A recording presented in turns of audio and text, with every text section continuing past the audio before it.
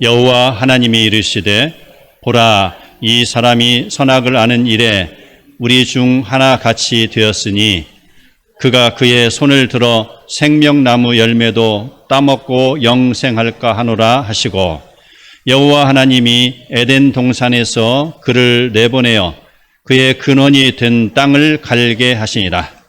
이같이 하나님이 그 사람을 쫓아내시고 에덴 동산 동쪽에 그룹들과 두루 도는 불칼을 두어 생명나무의 길을 지키게 하시니라. 아멘.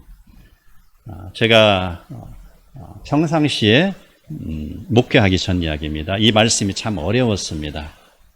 잘 이해가 되지 않고 그저 한 절 한 절 문자적으로만 이해가 됐던 것을 제가 기억합니다.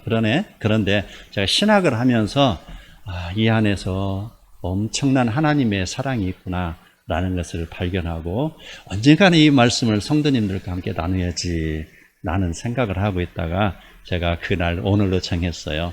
저는 설교를 한 번은 구약, 그 다음에 신약, 다시 구약, 신약 왔다 갔다 해서 우리 성도들에게 영양실조 안 걸리게끔 골고루 먹이려고 노력을 하고 있습니다. 오늘도 이렇게 임만재 목사님 오셔서 함께 예배드리니 너무 감사드리고 행복합니다. 우리는 살아가면서 우리가 원하든 원하지 아니하든 간에 많은 일을 당하죠.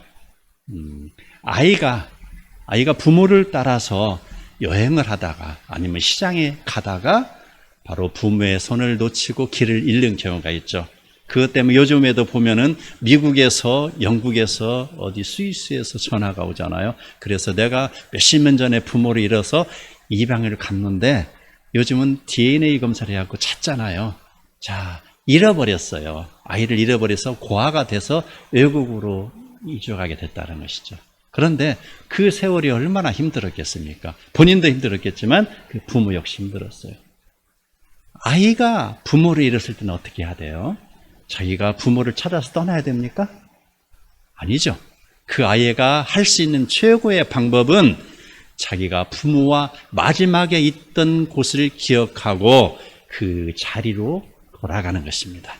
그 자리에 가서 서 있으면은 부모가 와서 그 아이를 찾아낸다라는 것이죠. 이게 바로 근원으로 돌아가는 오늘의 제목이 되는 것입니다. 저는 우리 아이들이 자랄 때 생각해 봤습니다. 제가 나의 힘으로 아이들을 과연 얼마나 영향력을 끼치고 아이에게 길을 제시할 수 있을까? 그 생각을 했더니 아니올시다라는 말이 나와요. 그 답이 나와요. 그래서 제가 하나님께 저희 아들을 맡깁니다. 아이를 맡깁니다. 라고 기도하고 저는 열심히 하나님의 일에만 충성했던 것을 기억합니다. 자, 그런데 그 아이들 정말 아주 착하게 잘 자라고 다 컸어요. 정말 어느 누구에 비교해도요, 정말 하나님 보시기에 아름다운 모습을 잘 자라고 있어요. 그런데 그 아이들 사춘기 때 부모의 말을 약간 거역한 일이 있습니다. 그래서 뭐 커다란 것도 아니에요. 그냥 눈 한번 쫙 감고 넘어갈 수 있는 문제들이지만 우리 아이들이 너무 착해. 그런데 이대로만 계속 가다 보면은 온실에서 자란 나무가 되겠다라는 생각이 들어서 제가 기다리고 있었어요. 때를 기다리고 있었어요. 우리 아이들이 행여라도 잘못하면은 한번 체벌을 해야 되겠다라는 생각을 하고 있었어요. 그런데 그때가 됐습니다.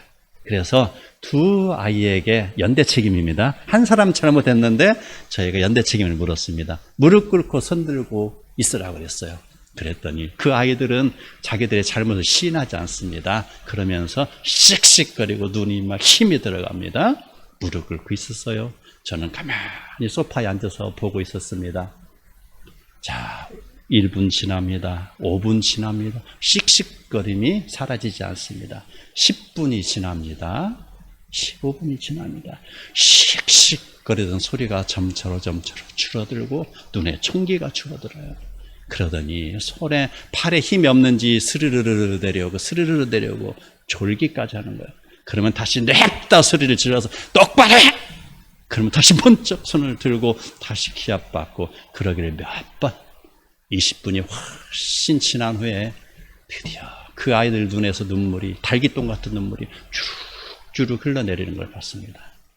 그러면서 다 끝나고 이제 내려 하고 그 아이들을 말씀으로 다시 뒤집어서 그 상황을 이야기를 하고 함께 껴안고 기도하고 마무리했던 기억이 있습니다. 원점, 바로 근본으로 가야 되는 것입니다. 교육 시작의 근본으로 다시 내려온 것이죠.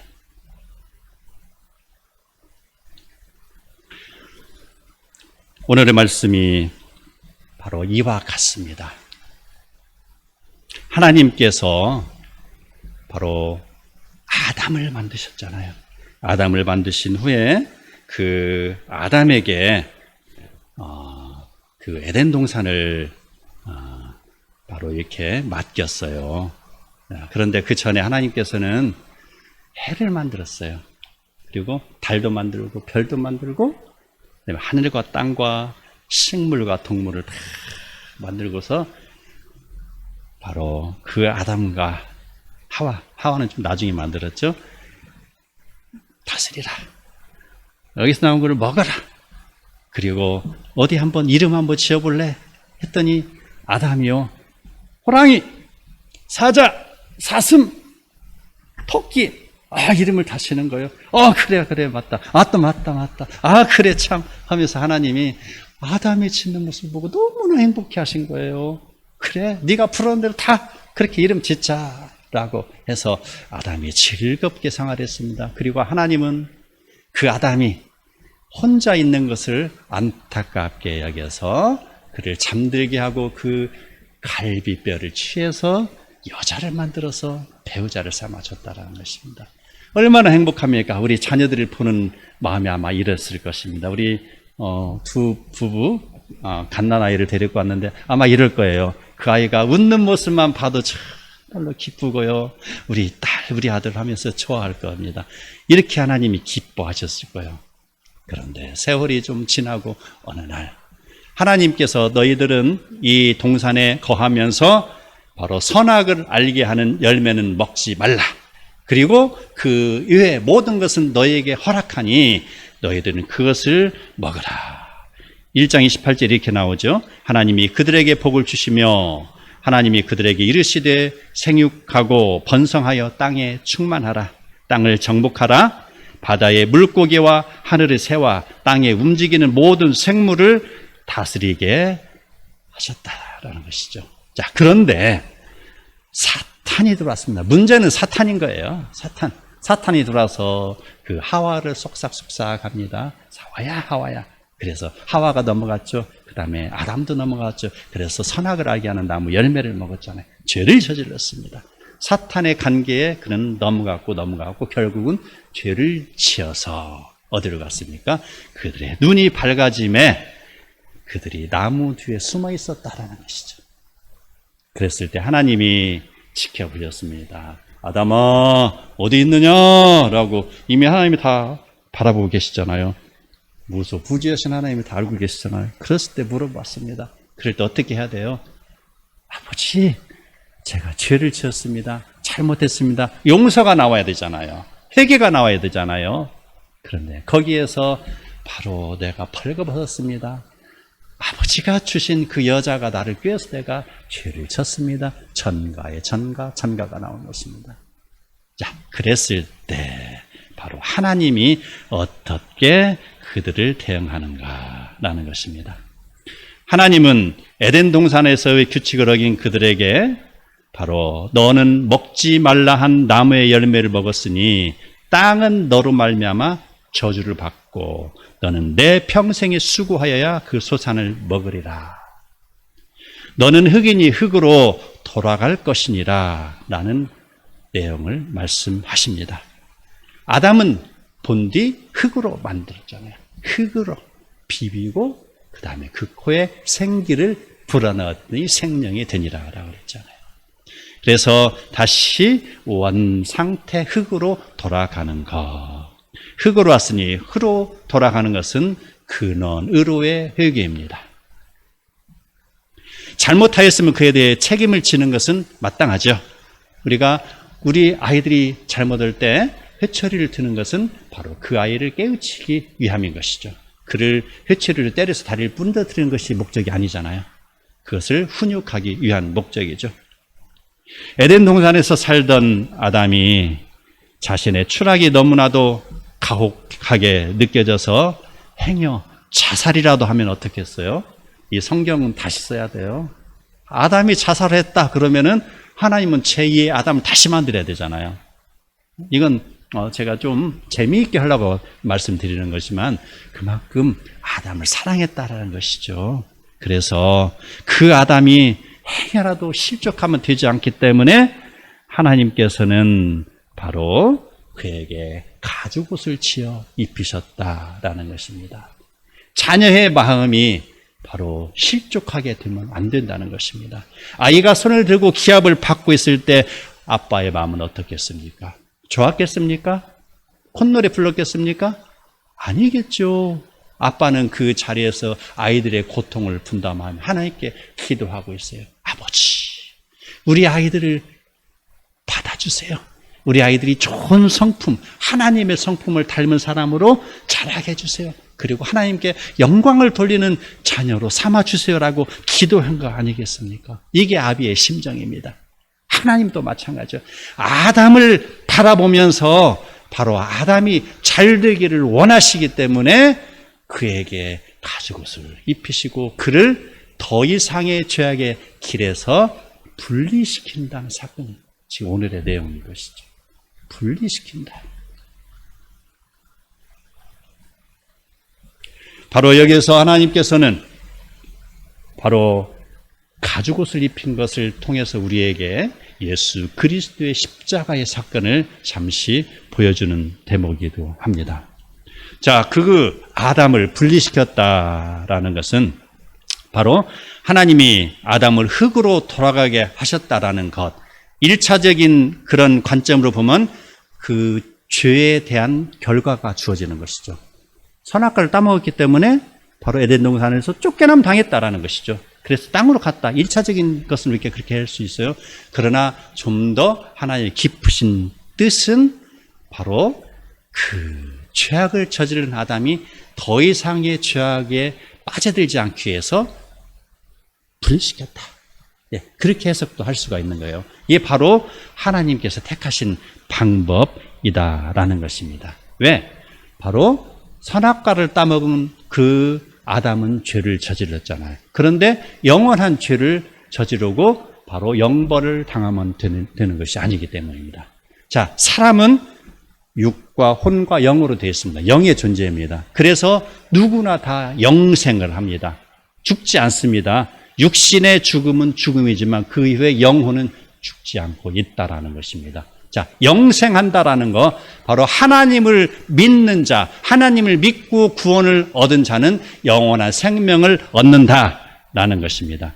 그런데 바로 반대되는 경우가 있어요. 하나님을 믿지 않는 사람은 어떻게 됩니까? 그 사람도 죽지 않습니다. 영원히 살아있어요. 어디에 살아있죠? 천국의 반대는 지옥이잖아요. 지옥에서 영원히 산다. 그래서 우리는 영생한다라는 개념의 말은 천국 백성이 된다라고 할 때 영생한다라는 말을 쓰고요. 바로 지옥에 간다 했을 때는 영생이라는 단어를 쓰지 않습니다. 그래서 굳이 단어로 표현하자면은 영벌한다, 영벌을 받는다 이렇게 표현해야 맞을까요? 여하튼 간에 지옥에서 살아나가는 것, 이게 바로 영생의 개념입니다. 그래서 바로 아담이 영원히 죄악을 저지른 후에 영원히 사는데 그가 영생하기 위해서 그를 분리시켰다라는 것입니다. 영벌이 아니라 영생하기 위해서. 그 지옥에 관한 내용은 마태복음 9장 48절에 이렇게 나와요. 거기에서는 구더기도 죽지 않고 불도 꺼지지 아니하느니라 라고 했습니다. 누가복음 16장 25절에 보면은 우리 함께 읽어볼까요? 시작. 아브라함이 이르되 예, 너는 살았을 때에 좋은 것을 받았고 나사로는 고난을 받았으니 이것을 기억하라. 이제 그는 여기서 위로를 받고 너는 괴로움을 받느니라. 예. 자, 여기서 위로를 받는다는 것은 바로 나사로는 천국에서 위로를 받는다라는 내용이고요. 너는 괴로움을 받느니라. 천국 밑에 지옥에서 괴로움을 받는다. 영원한 벌에 취한다. 라는 내용입니다. 바로 그 부자와 그 나사로의 관계를 통해서 분명하게 성경에서는 천국과 지옥의 삶을 우리에게 보여주고 있는 것입니다. 요한복음 3장 16절을 함께 읽어보겠습니다. 시작. 하나님이 세상을 이처럼 사랑하사 독생자를 주셨으니 이는 그를 믿는 자마다 멸망하지 않고 영생을 얻게 하려 함이다. 자, 영생을 누리는 자는 어떤 사람입니까? 바로 하나님이 세상을 사랑하사 독생자를 주셨는데 그 독생자를 믿는 자가 죽지 않고 영벌에 처하지 않고 영생을 얻는다라는 것입니다. 예, 바로 영생의 개념은 그 안에 독생자 예수 그리스도가 있냐 없냐에 따라서 결정이 되어지는 것이죠. 이대로 놔둔다면 아담은 아까 예고한 대로 그대로 바로 또 다른 죄를 범해서 영원한 죽음 속으로 하락하게 되는 것이지만 바로 하나님은 아담을 영원히 살게 하시기 위해서 그 사람을 어디로 쫓아냈어요? 땅으로. 네, 땅으로 쫓아내셨다라는 것입니다. 23절과 24절의 내용을 보면은 천사들과 두루 도는 불칼을 두어. 자, 이것은 생명나무 이야기입니다. 자, 그 앞서서 그 22절에서 보면은 우리와 같이 그가 눈이 밝아졌음에 우리와 같이 되었도다 라고 하면서 지금 하나님이 걱정하고 계시는 것이죠.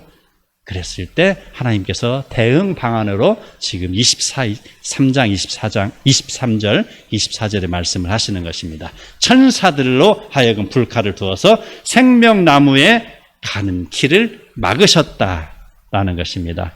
그리고 바로 근원이 드는 땅으로 쫓아내 보냈다. 이 말은 무엇입니까? 땅으로 가서 자신을 되돌아보라 라는 것입니다.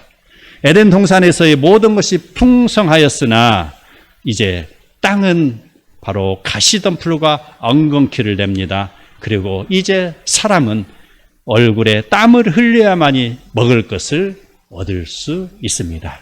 이것이 바로 원점의로의 회귀입니다. 그러니 어때요? 말씀을 들었을 때 잘해야죠. 있을 때 잘해야죠. 그 말이에요. 하나님 은혜를 받았을 때 잘해야 된다는 것입니다. 이렇게 우리 성도들이 교회에 나오고 한 가족이 됐을 때 신앙생활을 잘해야 된다는 거예요. 혼자 떨어져서 나가면은요, 신앙이 약해져요. 왠지 사탄이 계속해서 그 사람을 마치 늑대가 그 양을 바라보는 것처럼 물어뜨리는 것이죠. 넘어뜨리는 것이죠. 핥히는 것이죠. 우리 바로 있을 때 잘해야 됩니다. 자, 우리는 바로 이 하나님의 배려가 무엇인가? 바로 더 이상의 죄를 짓지 않기 위해서 분리시켰다라고 그랬잖아요. 이게 바로 하나님의 배려인 것이죠. 죄 때문에 땅으로 추방시켰다라는 것은 1차원적인 거라고 했잖아요. 그것이 원인이 아니다라고 또 누가 이야기하면 제가 부인하지 않습니다. 1차적인 원인이 됩니다. 2차적인 원인은 하나님이 사랑하기 때문에 더 이상 죄를 짓지 않기 위해서 쫓아보냈다라는 그런 생각을 다시 한번 가지시기 바랍니다.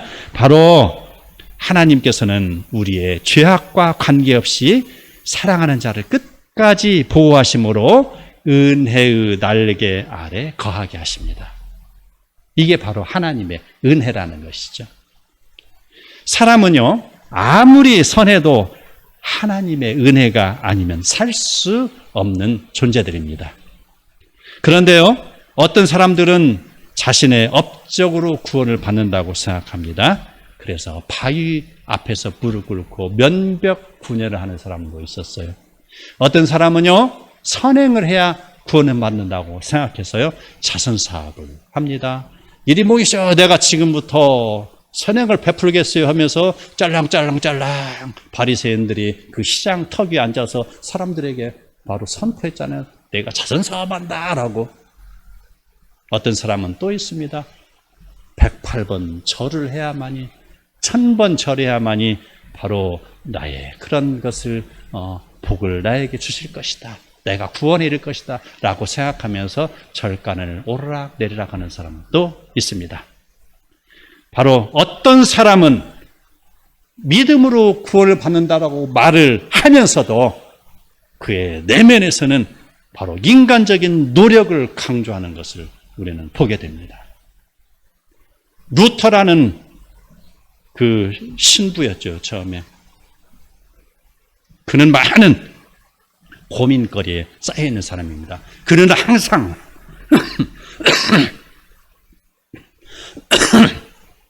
자신의 구원에 대해서 생각을 많이 한 사람입니다. 그런데 로마 교황청에 갈 일이 있었어요. 로마 교황청 그 돌계단, 높기만 합니다, 계단. 그 돌계단을 무릎을 꿇고 기어 오르면서 기도를 하고 또 기도하고 다 올라갔는데도 그의 마음은 아직도 꺼림칙해요. 내 기도가 하나님께 상들리지 않은 것 같다. 다시 내려와서 다시 무릎으로 피투성이 되고 피범벅이 돼도 다시 올라가고 또 다시 올라갔습니다. 그의 죄가 사함을 받았습니까? 그가 기도하는 것이 바로 응답받았습니까? 이 말입니다. 하박국 2장 4절 우리 함께 읽어보겠습니다. 시작. 보라, 그의 마음은 교만하며 그 속에서 정직하지 못하나 의인은 그의 믿음으로 말미암아 살리라. 믿음으로 산다는 것입니다. 루터는 이 믿음으로 산다는 것을 아는 것입니다. 성경을 보다가 깨달았어요. 이 하박국의 말씀, 바로 의인은 믿음으로 살리라. 이 말씀을 근거로 사도 바울이 바로 신약 성경에 이신칭의 교리를 만드는 거 아닙니까? 우리에게 성경을 보다 정확하게 안내해 주는 길잡이가 아니었겠습니까? 루터가 이 말을 기억하고 이제 그는 로마 교황청 앞에 신앙의 양심 고백을 쓴 대자보를 붙이기 시작했습니다. 그런데 바로 그 대자보는 많은 사람들이 보고 일파만파로 번지기 시작했고 로마 교황청과 루터와의 바로 대립이 시작된 것입니다. 그래서 결국 루터의 종교개혁이 시작된 거 아닙니까? 루터가 말하는 것은 바로 신앙의 근원으로 돌아가자입니다. 에베소서 2장 8절에 보면은 너희가 그 은혜를 인하여 믿음으로 말미암아 구원을 얻었나니 이것이 너희에게서 난 것이요 아니요 하나님의 선물이라고 하였습니다. 이 말씀 이신칭의 교리를 근거해서 루터의 종교개혁, 그가 5가지 사항을 외쳤잖아요. 솔라 스크립처, 오직 성경으로 라는 것입니다. 바로 솔루스 크리스투스, 오직 예수 그리스도. 솔라 그라티아, 오직 은혜다. 솔라 피데, 오직 믿음. 솔라 데우 글로리아, 오직 하나님께 영광을. 이 5가지, 이게 바로 신앙의 근원이에요. 성경 이외에는 다른 것이 필요치 않습니다. 위경도 있고 위경도 있잖아요. 위경은 약간 빗나간 것입니다. 위경은 위조 제품입니다. 위조 수표와 같은 것입니다. 그래서 성경의 인물이나 이름을 빗대어서 자기의 그 타이틀을 쓰고 그 안에 사악한 내용들이 많이 들어있잖아요. 이게 바로 위경이잖아요. 위경도 비슷하지만 바로 이 성경의 근원에서 벗어났을 때 그게 성경에 들어오지 못했잖아요. 그리스도는 우리의 구원주이십니다. 그리스도를 우리는 믿음으로 구원을 받는다는 것이죠. 우리는 오직 하나님의 은혜에 의해서 구원이 주어진다는 것입니다. 그리고 어떠한 공로도 필요치 않습니다. 믿음만이 그걸 해결하고 우리 신앙의 목적은 온전하게 하나님께 영광을 돌린다라는 것입니다. 이게 바로 신앙의 기본입니다. 신앙의 근원이 되는 것입니다.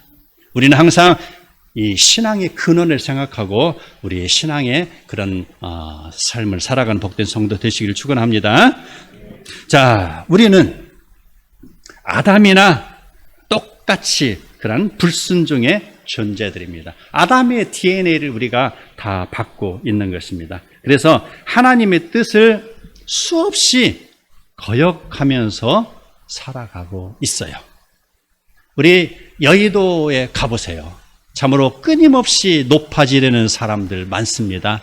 인간의 권모술수 그들은 계속해서 사용하고 또 바벨탑을 쌓아가는 것을 우리는 바라보게 됩니다. 그들 스스로가 지금 그들 스스로 뭉쳐서 바벨탑을 지금 만들고 있는 모습. 과학계에도 마찬가지죠. 반도체와 인공지능, 생명과학, 바이오 등이 있습니다. 얼마나 많은 신기술이 계속해서 시간이 멀다 하고 쏟아지고 있습니다. 참으로 그러한 것들이 우리에게 유익을 끼치는 거 맞습니다. 우리 생명공학을 통해서 바이오 이런 걸 통해서 참으로 신제품들이 나와서 신약들이 나와서 많은 사람들에게 혜택을 주는 것도 많습니다. AI가 나와서 우리가 편리함을 많이 느끼기도 합니다. AI에 의해서 이제 비행기도 조종할 것이고 언젠가는 인조인간이 나오겠죠.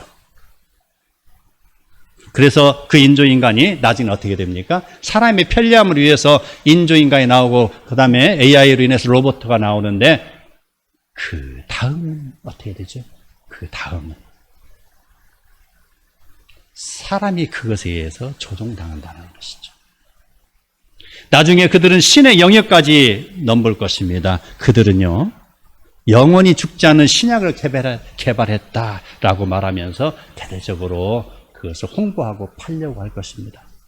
그들은요, 끝까지 생명나무 열매에 도전하면서 바로 스스로 에덴 동산으로 기어 올라가려 할 것입니다. 우리가 알고 있는 하나님, 바로 하나님은 우주 만물을 창조하신 하나님이시죠. 우리는 하나님이 만드신 피조물인 것입니다.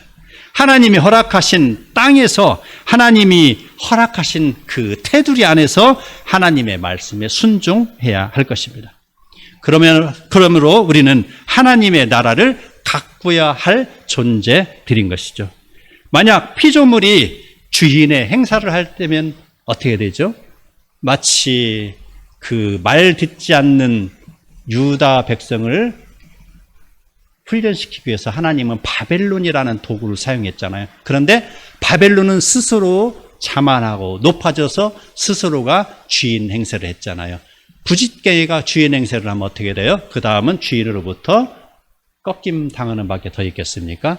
그래서 바벨론은 철저하게 하나님의 손에 의해서 페르시아에 의해서 눌림을 당하고 종말을 맞이했던 것 아닙니까? 잠언 7장 1절 2절을 보면은 이 말을 합니다. 내 아들아, 내 말을 지키며 내 계명을 간직하라. 내 계명을 지켜 살며 내 법을 내 눈동자처럼 지키라 라고 했습니다. 하나님의 말씀을 듣고 지키며 행하는 것, 그랬을 때 하나님께서 지키신다. 그 말은 바로 우리가 신앙의 근원으로 돌아간다는 것입니다. 잠언 9장 10절 함께 읽어보겠습니다. 시작. 여호와를 경외하는 것이 지혜의 근본이요 거룩한 자를 아는 것이 명철이니라. 아멘. 사랑하는 성도 여러분, 아담이 흙으로 돌아가서 다시 시작하는 것처럼 나의 인격의 근원으로 돌아가시기 바랍니다. 나의 신앙의 근원으로 돌아가시기 바랍니다. 신앙의 근원으로 돌아가서 하나님과 동행하며 구원에 이르는 복된 성도 다 되시기를 축원합니다.